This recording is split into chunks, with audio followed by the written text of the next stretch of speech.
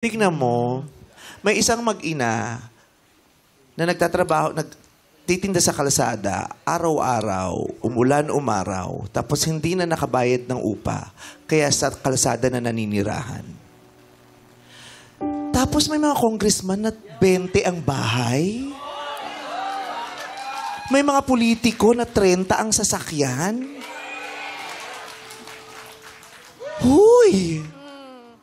67. 67?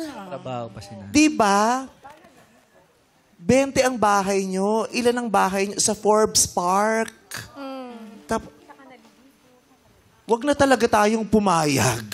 Dapat Grabe hindi na yon. Grabe Dapat na yon. hindi Ito nanakawan to eh. Walang Pilipino ang dapat sa kalsada natutulog. Kung talagang ginamit nyo lang ng marangal yung perang ibinayad namin sa buwis. Kasi bilyon, trilyon yan eh. Hindi dapat natulog tong ali na to sa kalsada kung hindi nyo kami ninakawan. Diba?